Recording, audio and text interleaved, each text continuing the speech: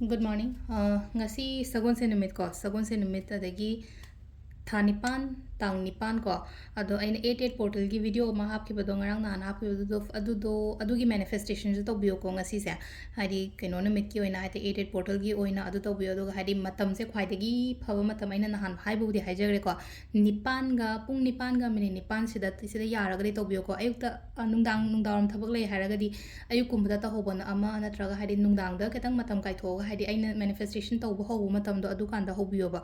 adu si sina khoi gi keno ore ko hadi portal gi tawga da ba khara hana gi to phajana changa yeng biro ko aina haji sum reminder oina mayam da haipet haijare ko ado sagon sen se ko sagon sen gi number haraga di number se 25 ama lere adagi khoi gi color da na hangapan gumba kai gumba do minus sina bibi are ko adu chak thumbo ko padana yellow machu gi pot cha ba ya ba ma het ha pa ai ko machu khatang maming goina hap kera khot kera ko ado ahambada akhoi card ki message yeng minara se aduga timing afaba sa pe yeng ase ko ngasi gena timing afaba se kai kai lege ha ba do ko ado nungti gi lautho bo dumaina ko hadis dagi cards mayam se dagi card hum ko tang thok chari ko card number 1 2 3 ko ahamba ani shuba ahum suba ko ahamba khan banga yeng ase ahamba khan banga gi kai kari message la ke ha ba do ngasi gena ko first card se challenge hai tare ko ngasi gena thau matam da thabak yamba yai thau yamba yai challenges myam ama leiba ko obstacles so dum khras dum lei gani ko atara ko so hadi ai gi hotnabam thokpa ai gi tawbam thokpa lep kono dum hadi wa sano ko shukai de ko hadi wa dana nungai ba yabra atuduna hadi hotno ko aina tawri ba thaba inkhang do phajana hotna biyo ko challenge myam competitions myam ama leiraga so ko hadi aina hotnaba leptraga di ai mai pakpa oina oibado hadi mana kari tawri mana adu to si mi sina kai tawri ai competitor sina kari tawri loine avoid to ko ai gi tawbam to ko ai gi hotnabam thokpa hotno bo aduga number 2 ko number 2 sina hai tare ko patience layo ngasi temperance ka tlai ko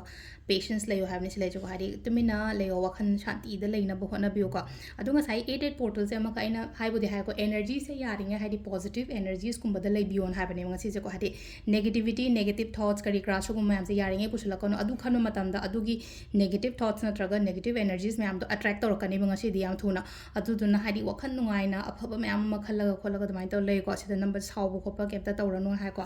number 3 si su amung leino ko hadi kitang ningba kitang thungpa thaba khotaba mayam sin amumu yamna interest hanba loina mak chatningba khotningba thadok ningba adumai taraga lai ko silai se adu taraga su silai se ko hadi ngasi se hai tar ko ngasi se silai no ko thadoke khotoke chatke khotke habe mota